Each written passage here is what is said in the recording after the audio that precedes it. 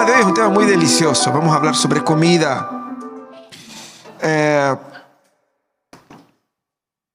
¿Cómo es tu relación con la comida? ¿Cómo es tu relación con la comida? ¿Es una relación culposa? ¿Es una relación desordenada? ¿Es una relación quizás más bien moralista? Si hay un sector donde hay mucho moralismo, el moralismo alimentario. ¿Es una relación impulsiva? ¿Cómo es tu relación con la comida? La comida es parte de nuestra vida y es algo tan importante para nuestra existencia que la palabra de Dios la menciona en múltiples ocasiones, de múltiples maneras. Es muy importante lo que vamos a ver. Pero dicen los entendidos del tema que tú eres lo que comes. Tanto porque lo que comes va a influir en tu estado anímico, en tu estado físico, como también lo que comes va a reflejar tu cultura, tus gustos. Y una prueba de eso lo vimos esa semana. Cuando llueve, ¿qué es lo que los chilenos comen? Sopaipilla. Y un extranjero queda pensando, ¿por qué? ¿Qué tiene que ver? Pero es cultural.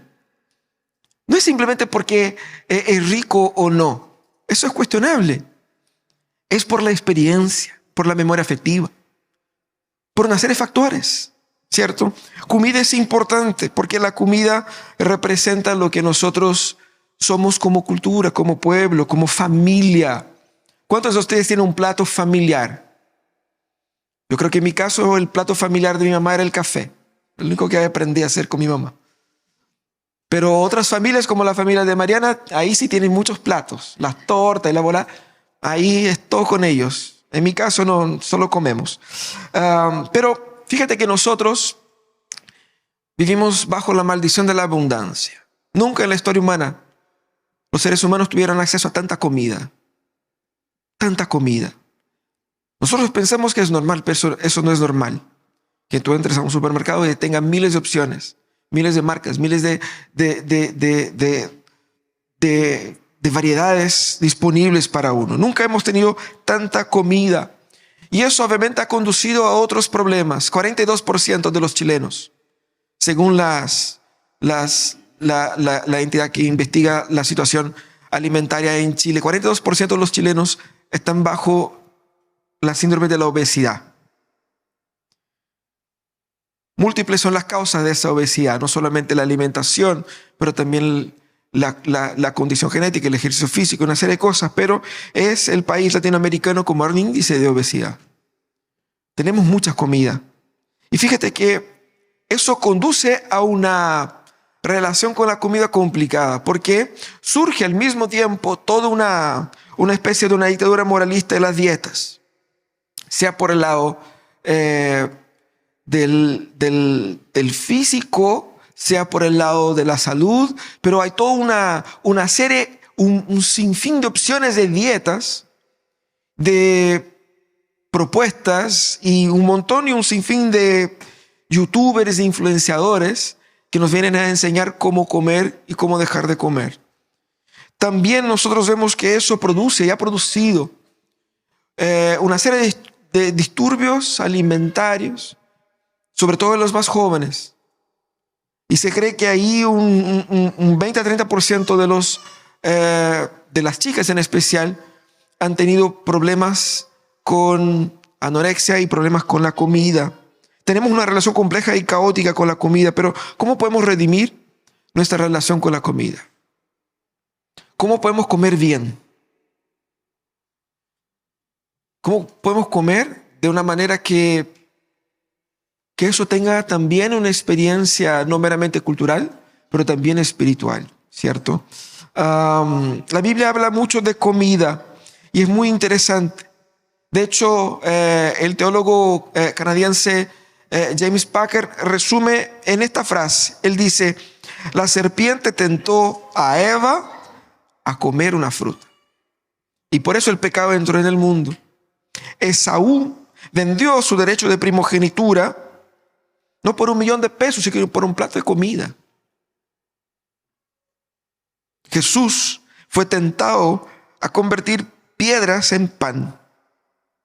Y también usó comida, el pan y el vino, como símbolo de nuestra participación en su sufrimiento. La comida, necesidad terrenal, humana, es un hilo fascinante, entretejido en la historia de la revelación de Dios a la raza humana.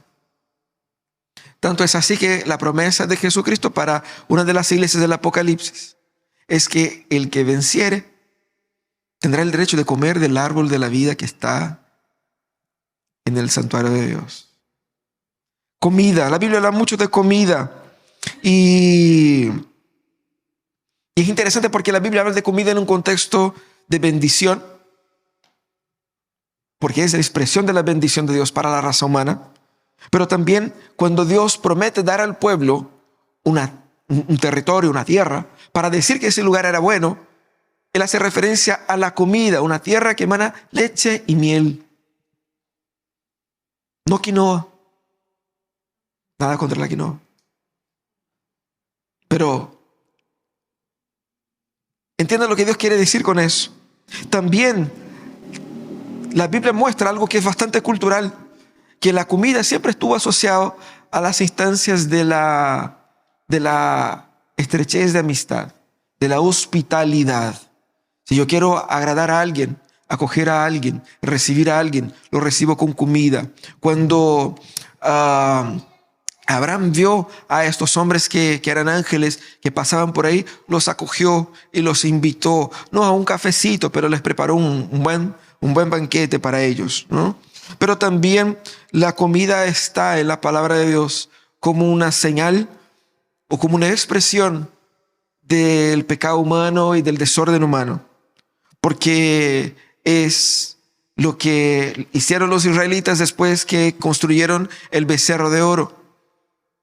Se sentaron para comer, para beber y para celebrar, no al Señor, sino que a sus ídolos. Por lo tanto, la Biblia habla mucho de la comida, y hay un relato en especial que yo quisiera mencionar con ustedes hoy día, que es el relato de cuando Dios entrega por primera vez el maná al pueblo de Israel.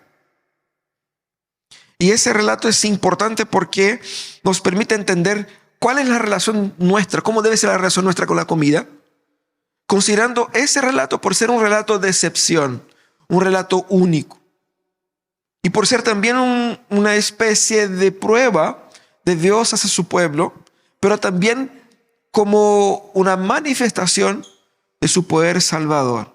Como el relato del maná nos ayuda a entender eso, y les invito a que leamos juntos ahí el texto que está en Éxodo, el capítulo 16, que dice así: toda la comunidad israelita partió de Elim y llegó al desierto de Sin, que está entre Elim y el Sinaí. Esto ocurrió a los 15 días del mes segundo después de su salida de Egipto. Allí en el desierto, toda la comunidad murmuró contra Moisés y Aarón. ¿Cómo quisiéramos que el Señor nos hubiera quitado la vida en Egipto?, les decían a los israelitas. Allá nos sentábamos en torno a las ollas de carne y comíamos pan hasta saciarnos. Ustedes nos han traído a este desierto para matar de hambre a toda la comunidad. Entonces el Señor dijo a Moisés: voy a hacer que llueva pan del cielo. El pueblo deberá salir todos los días a recoger su ración diaria.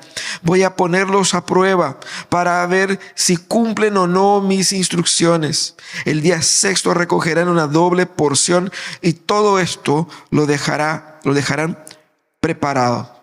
Moisés y Aarón dijeron a los israelitas: esta tarde sabrán que el Señor, quien los sacó de Egipto, y mañana por la mañana verán la gloria del Señor. Ya Él sabe que ustedes andan murmurando contra Él. No somos nadie para que ustedes murmuren contra nosotros. Añadió Moisés: esta tarde el Señor les dará a comer carne y mañana los saciará de pan, pues ya los oyó murmurar contra Él.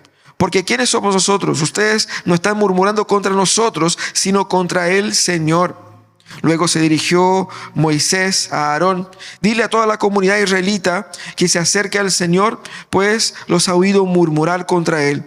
Mientras Aarón hablaba con toda la comunidad israelita volvieron la mirada al desierto y vieron la gloria del Señor se hacía presente en una nube. El Señor habló con Moisés y le dijo: han llegado a mis oídos las murmuraciones de los israelitas. Diles que antes que caiga la noche comerán carne, y que mañana por la mañana se hartarán de pan. Así sabrán que yo soy el Señor su Dios. Esa misma tarde el campamento se llenó de codornices, y por la mañana una capa de rocío rodeaba el campamento. Al desaparecer el rocío, sobre el desierto quedaron unos copos muy finos, semejantes a la escarcha que cae sobre la tierra. Como los israelitas no sabían lo que era, al verlo se preguntaban unos a otros: ¿y esto qué es? Moisés les respondió: es el pan que el Señor les da de comer. Estas son las órdenes que el Señor me ha dado. Recoja cada uno de ustedes la cantidad que necesite para toda la familia, un gomer por persona. Así lo hicieron los israelitas. Algunos recogieron mucho, otros recogieron poco. Pero cuando lo midieron según el gomer, ni el que recogió mucho le sobraba, ni el que recogió poco le faltaba. Cada uno recogió la cantidad necesaria. Entonces Moisés les dijo: nadie debe guardar nada para el día siguiente. Hubo algunos que no hicieron caso a Moisés y guardaron algo para el día siguiente, pero lo guardado se llenó de gusanos y comenzó a apestar. Entonces Moisés se enojó contra ellos. Todas las mañanas cada uno recogía la cantidad que necesitaba, porque se derretía en cuanto la calentaba en el sol. Pero al día sexto recogieron el doble, es decir, 2 gomer por persona. Así que los jefes de la comunidad fueron a informar esto a Moisés. Impresionante ese relato de cómo el maná fue instituido. Quizás usted se pregunte: pastor, ¿dónde aparece el nombre maná? Aquí no lo veo. Exactamente, esa es la expresión que hicieron ellos. ¿Qué es eso? Eso significa maná. ¿Qué es eso? ¿Qué comida es esa? ¿Por qué una comida tan rara como esa puede servir de paradigma para nuestra dieta alimentaria hoy día, cuando nosotros ni tenemos al maná ni necesitamos comer ese tipo de cosas? ¿Qué es lo que el Señor nos enseña por medio de eso? Y hay 3 cosas importantes que el Señor nos enseña. Lo primero que el Señor nos enseña es el origen divino de la comida. Fíjense ustedes, cuando leemos el texto, encontraremos diversas situaciones o diversos momentos donde el pueblo surge murmurando o se le menciona la murmuración. Por 7 veces se le menciona la murmuración hecha por el pueblo. Y después Moisés y el Señor mismo criticando la murmuración de las personas. Ellos decían: mira qué absurdo, cómo quisiéramos que el Señor nos hubiera quitado la vida en Egipto. Al menos 7 veces se menciona murmuración. Y no es que ellos estaban 50 años en el desierto, 45 días de que habían salido de Egipto. 1 mes y medio. Y ya estaban así. Mejor nos hubiera sido haber muerto en el desierto, o en el Egipto, porque al menos allá teníamos comida. Y eso es interesante porque cuando las personas están hambrientas, ellas se ponen peligrosas. No fue la primera vez que murmuraron, y otro momento incluso ponieron en riesgo la propia vida de Moisés, lo amenazaron de muerte. O sea, personas hambrientas son peligrosas. Por eso que se recomienda: no vayas al súper con hambre. Es un peligro. Porque claramente el hambre nos quita el foco de la realidad. Al punto de que ellos, que habían visualizado el mar rojo abriéndose, ellos cruzaron, vieron los grandes hechos del Señor en Egipto, vieron la nube de la presencia del Señor, vieron el fuego como la presencia del Señor. Y después de todo eso, por causa del hambre, estaban deseando haber estado bajo la esclavitud. El hambre hizo con que ellos se volvieran contra Dios en tan poco tiempo de experimentar tantos milagros. Sabemos que el hambre es algo peligroso, pero fíjate que no es el hambre que te hace pecar. El hambre revela lo que hay en tu corazón. No es el hambre un sentimiento pecaminoso. El hambre simplemente reveló la ingratitud de sus corazones. El momento en que se les quitó la comodidad de la comida, se les reveló la realidad de su ser. Por eso toda vez que alguna persona actúe de muy mala manera cuando está hambrienta, no puede decir simplemente, no, es que tengo hambre, entonces me pongo pesado. O sea, hambres tenemos todos. Pero ¿qué es lo que el hambre revela? El peligro del hambre. Pero ¿qué es lo que dice el Señor? Les voy a dar pan del cielo. Qué fantástico. La respuesta de Dios no era solamente una respuesta circunstancial. Así como que ya, déjame ver qué es lo que hago, qué es lo que tengo acá. Sino que Dios estaba tratando de mostrar para ellos que Dios era capaz de proveer para ellos. Porque ¿qué es lo que ellos estaban reclamando? Que Dios era incapaz de cuidar de su propio pueblo. Dios se inventó esa historia de rescatarnos y no fue capaz de llevarla adelante su propio plan. Por eso estamos sufriendo. Estamos sufriendo porque Dios no se preocupa de nosotros. Ellos estaban criticando y atacando la gloria de Dios. Es por eso que Dios entonces da una respuesta que es una respuesta profunda. ¿Por qué pan del cielo? ¿Qué significa eso? Hay un significado espiritual y teológico profundo, lo vamos a ver más adelante, pero básicamente lo que el Señor quería decir no es el pan de la tierra, el pan producido por ustedes, el pan que es resultado de su esfuerzo, un pan que yo les voy a dar para que ustedes no tengan dudas de que quien está poniendo el pan en su boca soy yo y no ustedes. Porque aquí lo que estaba apuntando el Señor era hacia Él. El carácter único del maná apuntaba exactamente para la salvación que Dios estaba realizando. No solamente Dios era el Salvador, pero aquel era también el sustentador de su pueblo. Y aquí la comida no deja de ser un tipo de elemento salvador. Tanto es así que ustedes se acuerdan cómo fue que llegaron los israelitas a Egipto en primer lugar. ¿Por qué los israelitas fueron a terminar en Egipto? Porque había hambre. Y Dios levantó a José para que en Egipto se guardara comida. Y por 7 años de hambruna se preservó la vida del pueblo de Israel y de muchos otros. Por lo tanto, sabemos que la hambruna fue lo que condujo a ellos a Egipto. Y el Señor fue el Salvador. La comida nos salva. Por lo tanto, debemos tener esa perspectiva y eso es lo que el Señor está apuntando acá. Él quiere que entendamos que es Él quien nos alimenta. Fíjate que desde el Edén el Señor ha mostrado eso claramente. El Señor hizo todas las cosas. Los animales, las frutas. Y en el caso en el Edén dijo, aquí están todos los árboles del jardín. Ustedes pueden servirse de todos ellos. Los árboles que dan frutos. El Señor preparó la comida para el ser humano. El Señor preparó el ser humano, como vimos la semana pasada, también el estómago para la comida. El Señor nos dio no solamente una comida que es meramente funcional, en el sentido de traer vitaminas y energía, pero que también te permite disfrutar del placer, del sabor. Y el Señor menciona en las Escrituras una serie de comidas que tienen su valor nutricional y todo el tema, pero que tienen un gran valor sensorial, placer. Esa es bendición de Dios. Es Dios que nos alimenta. La bendición viene del Señor, la comida viene del Señor. Cuando nosotros oramos, el desayuno, el almuerzo, en la cena, en la once, agradeciendo por la comida, a veces lo hacemos de forma mecánica, pero debiéramos hacerlo de forma más intencional.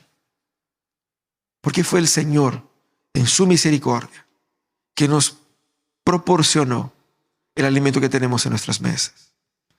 ¿Qué es lo que esa situación revela? La ingratitud del corazón del pueblo de Israel. Malagradecidos. Y así como ellos somos también nosotros.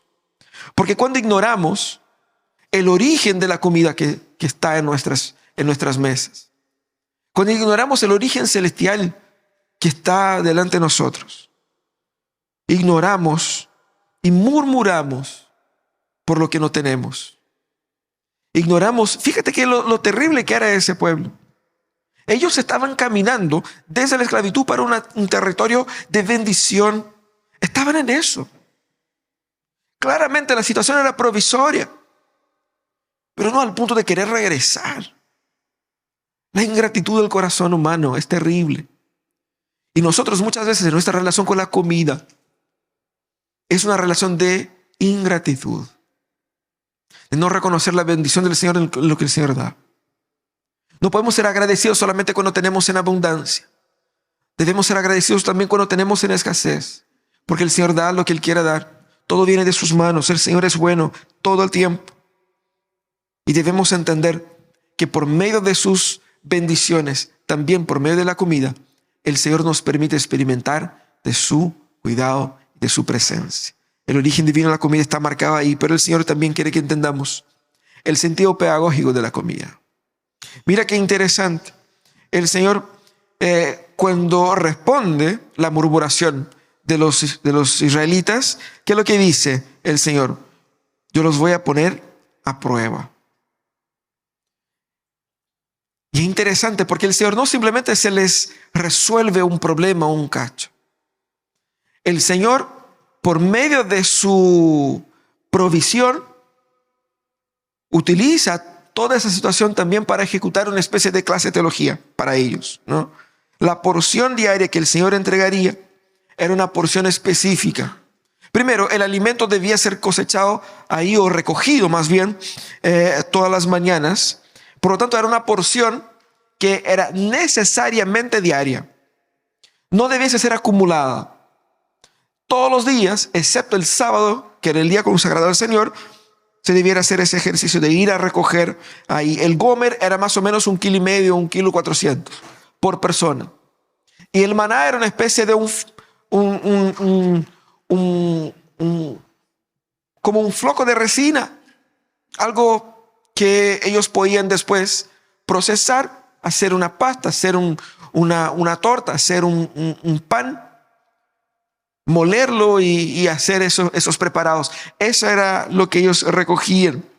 Por lo tanto, era prohibido acumular y era prohibido recoger el día de sábado. ¿Cuáles fueron las dos cosas que ellos hicieron al principio? Juntaron más de lo necesario, guardaron para el día siguiente. Y cuando fue el sábado se levantaron para buscar. O sea, cuando estamos hablando de gente terca, aquí tenemos un cuadro bien evidente. Y sabemos, tenemos que ser honestos, más de uno hubiera hecho lo mismo, aunque por curiosidad.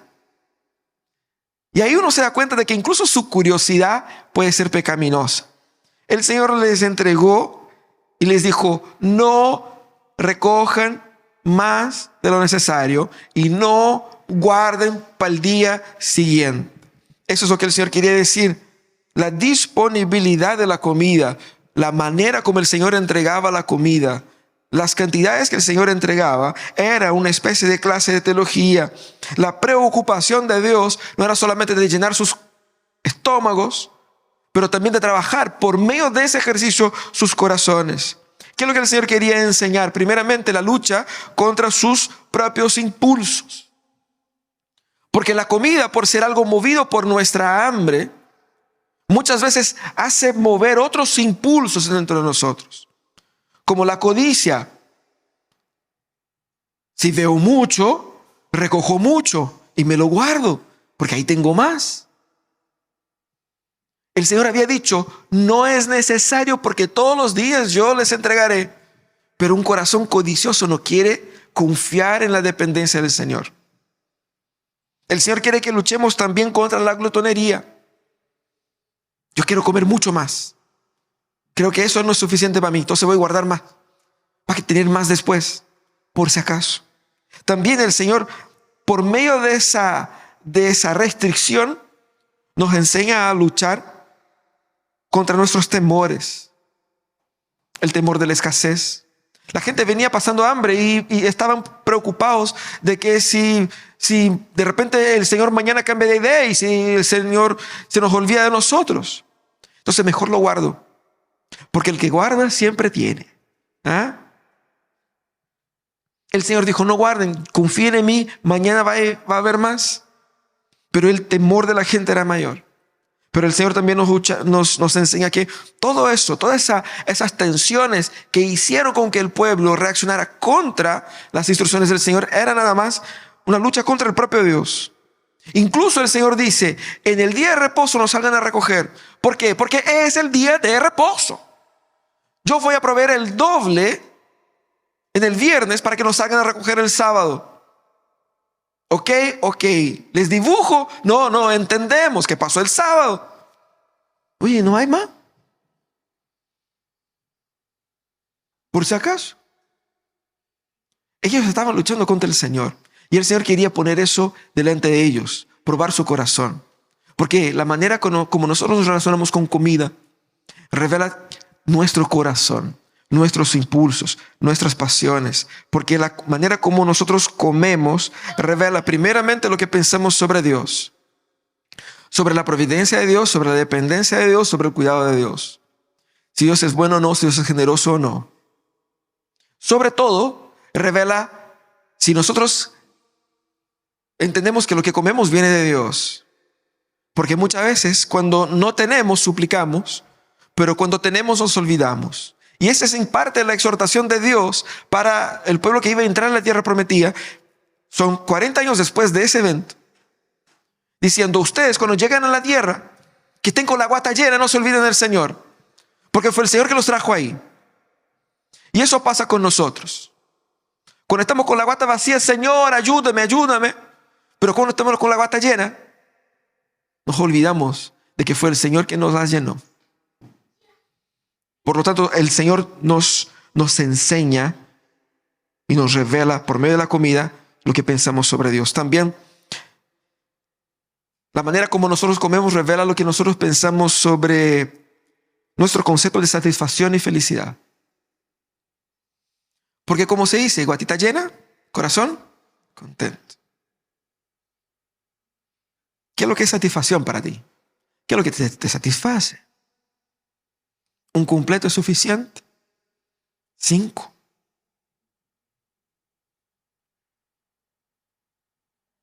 ¿Qué es lo que te satisface? ¿Qué es lo que es suficiente? ¿Qué es lo que es felicidad? Tanto es así que cuando vamos al Nuevo Testamento y el apóstol Pablo hace la lista de los pecados de la carne, él pone en la misma lista los pecados en las orgías y las glutonerías. Porque a veces pensamos que los pecados de la carne son los pecados sexuales solamente. Pero los pecados alimentarios son igualmente pecaminosos. Porque son desórdenes en el concepto de lo que es satisfacción. Y como aprendimos hace 2 semanas atrás, si el cuerpo es valioso para el Señor, yo puedo estar malgastando, maltratando, distorsionando mi cuerpo por mis impulsos desordenados en la alimentación. Pero también la manera como comemos revela nuestros miedos. Temor a la escasez.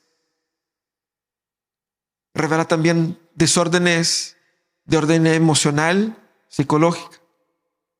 De manera a comer por compulsión. De manera a comer o a dejar de comer para sentirse aceptado, valorado.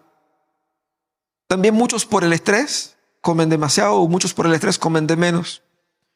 Revela muchos de nuestros miedos.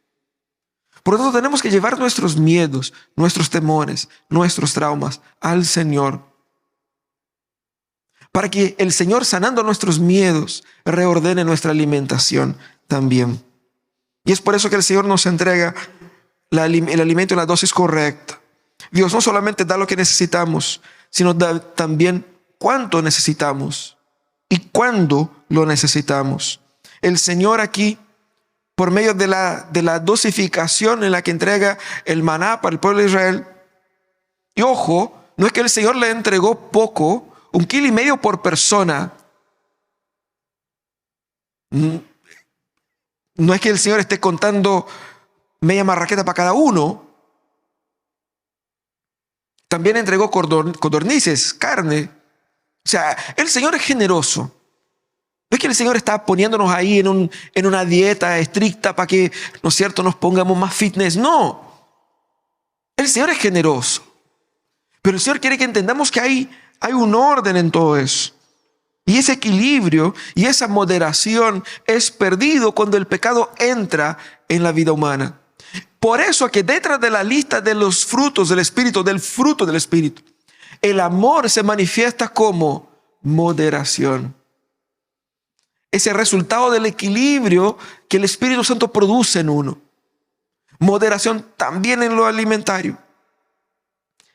Porque de esa manera, por medio de su Espíritu en nosotros, esa dosificación de Dios nos protege a nosotros de los abusos que nosotros cometemos contra nosotros mismos. Ahora, la comida no solamente tenía un origen divino y un sentido pedagógico, pero también tenía un propósito. Y ese propósito era temporal. El propósito temporal de la comida es interesante porque el Señor les entregó una comida que se derretía cuando se calentaba el sol. Ellos tenían que recoger y recoger temprano. Al que le gustaba despertar después de las 12, perdía el desayuno. Tenía que ir a recoger todos los días en la mañana. Y es interesante, ¿no? ¿Qué tipo de comida era esa? ¿Será un superalimento? ¿Será una comida con vitaminas especiales, con nutrientes únicos? ¿Qué había ahí? No tenemos idea. Creo que nunca lo sabremos. Creo que tampoco es lo más irrelevante acá. Pero lo que sí sabemos es de que técnicamente el maná era un alimento netamente básico, versátil. De manera que ellos podían preparar ahí, ¿cierto?, el pan para sustentarles durante el camino. ¿Sabía churrasco? No, no sabía churrasco, lamentablemente. ¿Tenía algo bastante elevado en su capacidad culinaria? Tampoco, era algo sencillo. Pero lo más interesante era que ese tipo de alimento no podía ni ser producido por ellos, porque no había una semilla para plantar maná. No había un árbol de maná. No había una producción, no había una creación de maná, no. Vino del Señor, no sabemos cómo vino, cómo hizo el Señor. La cuestión simplemente surge y si se calienta mucho el día, desaparece. Por lo tanto, es algo único. No podía ser tampoco almacenado, porque si almacenamos, se echa a perder del día para el otro. No es que dure 2 semanas. Del día para el otro se llena de bichos, se llena de gusanos, se llena y hermanos, no es como ahora donde nosotros estamos en una sociedad sanitizada en la cual usted puede poner en una bolsa de basura, tirar a la basura y se le lleva la basura para un lugar lejos de tu casa. Está en el desierto. Y si toda la gente se le ocurre guardar esa cuestión, va a empestear toda la comunidad. ¿Y dónde vamos a botar toda esa basura? Estamos hablando que había más de 3 millones de personas caminando de forma precaria en carpas en el desierto. Por lo tanto, todas las normativas sanitarias que Dios daba para el pueblo eran muy relevantes. Porque una enfermedad podía producir un mal que llevase a miles de personas de una sola vez. Por lo tanto, era muy serio. Pero toda esa precariedad del alimento era intencional. Dios no quería que el maná sobreviviera mucho tiempo. Estaba diseñado para terminar pronto. Vemos aquí que Dios inventó la obsolescencia programada. Dios lo inventó. Y aquí en el maná estaba aplicado a ello. Tenía una función y su precariedad era didáctica. ¿Por qué? Porque el Señor quería entender que ellos estaban comiendo comida de desierto. ¿Qué es lo que era la comida de desierto? El Señor quería que ellos entendiesen que ellos todavía no habían llegado a su destino final. El Señor le estaba sacando de un punto A para un punto B. Donde ellos estaban ahora no es el lugar ideal de Dios para ellos. Era un lugar de prueba, era un lugar de sufrimiento, era un lugar provisorio, era un lugar de formación, no era el fin. Pero ellos estaban tratando de construir una vida en el desierto, una forma de adaptarse al desierto, para transformar el desierto a su fin. Y eso es problemático. Por eso que el Señor les entrega un alimento que es perecible. Esa perecibilidad y esa escasez revela que no era el momento de ser plenamente satisfechos. No era el momento de comer un banquete, porque ellos todavía no habían llegado a su destino final. Ellos todavía no habían llegado a Canaán. El Señor tenía un mejor alimento para ellos al final.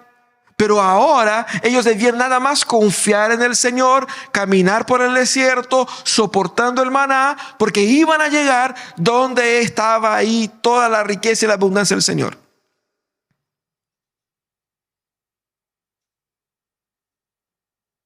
Comida de desierto. Es por eso que cuando uno va de viaje, cuando come en el camino, come una comida liviana, una comida que sea adaptada al tránsito. ¿Cuántos de ustedes que han viajado mucho en auto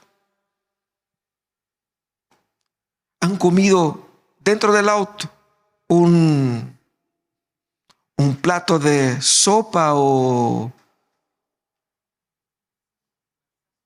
cazuela, una parrillada dentro del auto? No, eso se come cuando uno llega, cuando uno relaja, cuando uno celebra. ¿Qué es lo que puede uno comer en el camino? Un snack. ¿Es lo más nutritivo? No. ¿Es lo más rico? Tal vez no. No es un asado. Eso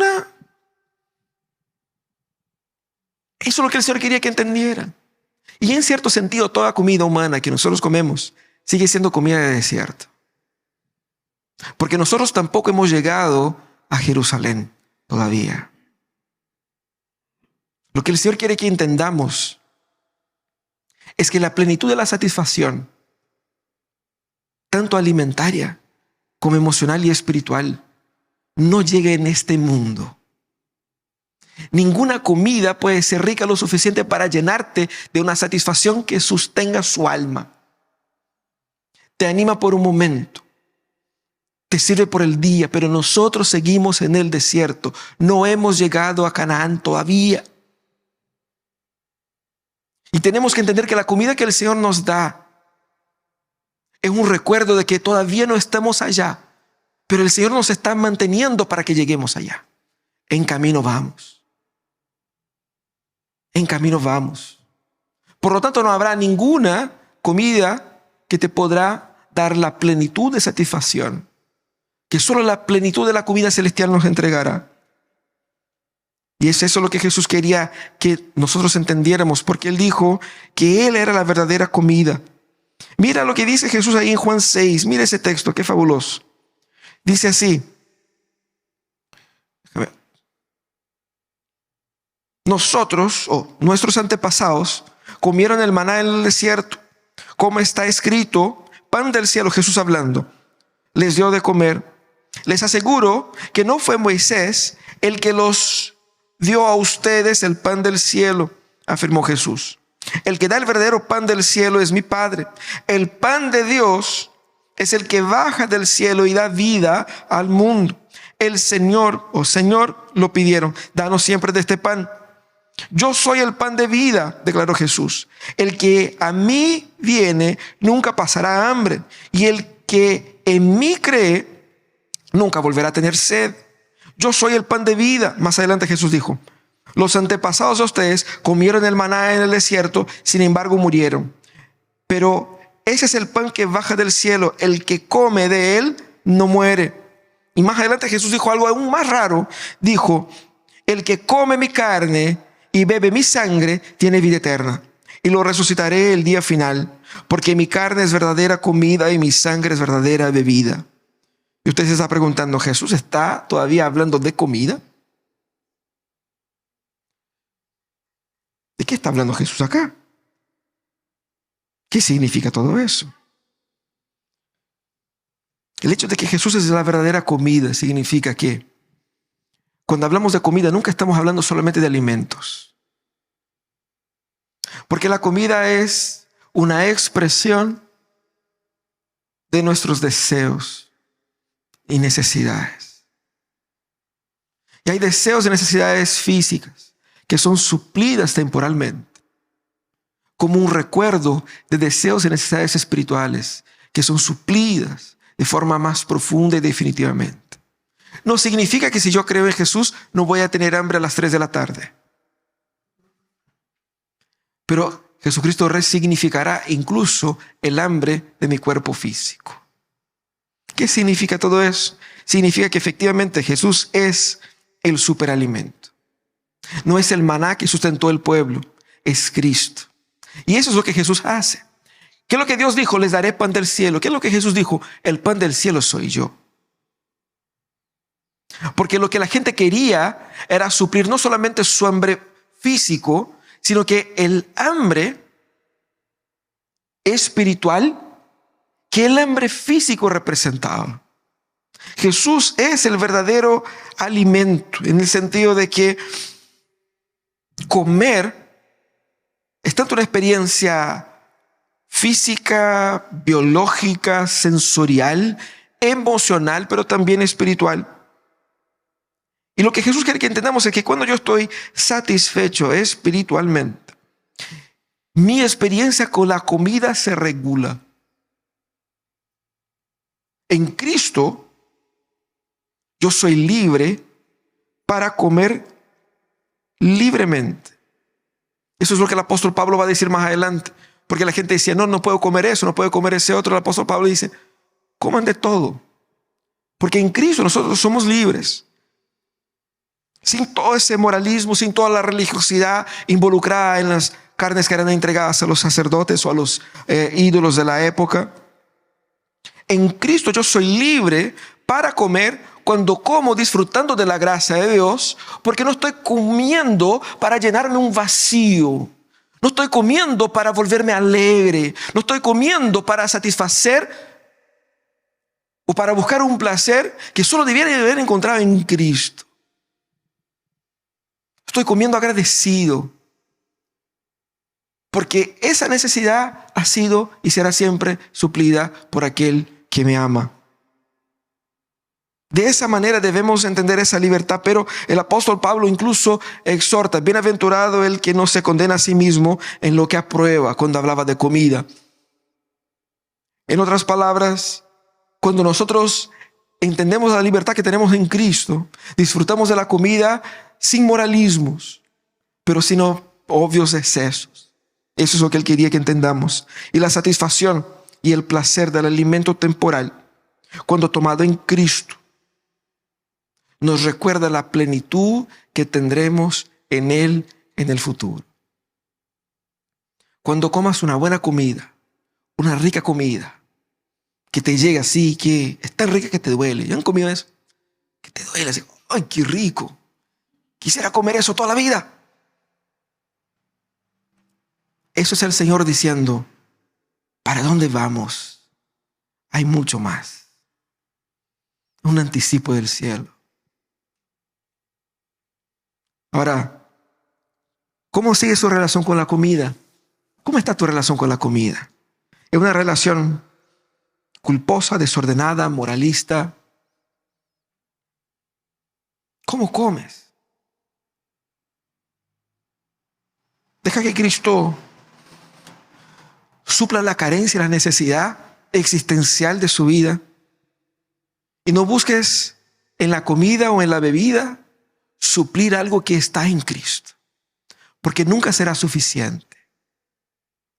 Pero no permitas que por medio de una gestión legalista y moralista con la comida te sientas superior por la manera como te relacionas con ellos. Sé libre para disfrutar de las cosas buenas que Dios da, pero no seas esclavo de las cosas buenas que Dios da.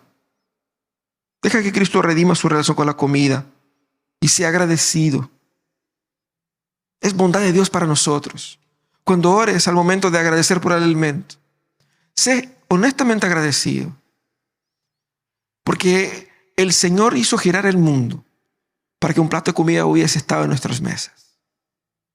Sé agradecido de verdad. Y nosotros somos agradecidos no solamente cuando comemos, pero debemos ser agradecidos cuando estamos con hambre, cuando hay poco, cuando se acerca el fin de mes y se nos termina la plata y estamos apretados y angustiados.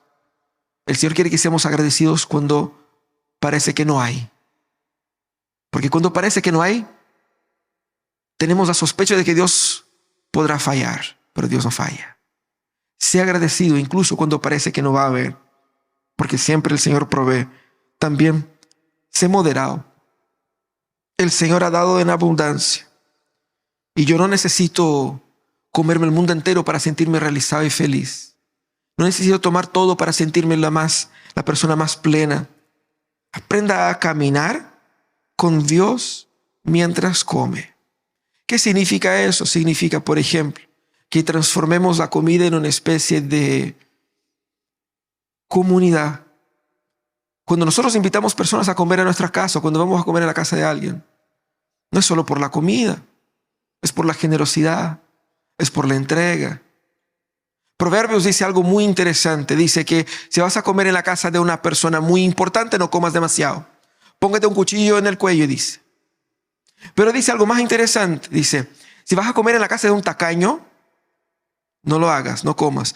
Porque él te dice, come, come, pero es mentira. Eso te va a hacer vomitar el día siguiente. Proverbios. ¿Qué significa eso?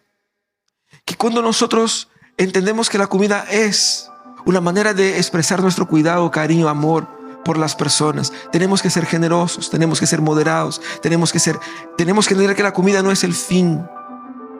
No se va a acabar el mundo. Mañana hay maná también. Mañana hay maná también. Caminemos con el Señor mientras comemos. Porque lo que el Señor quiere que entendamos es que debemos ser satisfechos en Él. Solo Cristo puede satisfacer las ansias profundas de nuestro ser, que muchas veces estamos derramando sobre la comida. A veces ni siquiera es la comida. A veces es el trabajo que yo creo que me puede traer comida. Y estoy trabajando como un loco para poder tener más, porque tengo el temor de que mañana no haya maná. Estoy dudando de que el Señor me sigue cuidando. Sé satisfecho en Cristo, porque Cristo satisface nuestras almas, pero también nuestros cuerpos. Si hay alguna duda, alguna pregunta, envíen ahí a nuestro link para que podamos responder las próximas semanas. Vamos a orar. Vamos a pedir que Dios nos ilumine con su gracia y su favor, ayudándonos a ser un pueblo satisfecho en Él.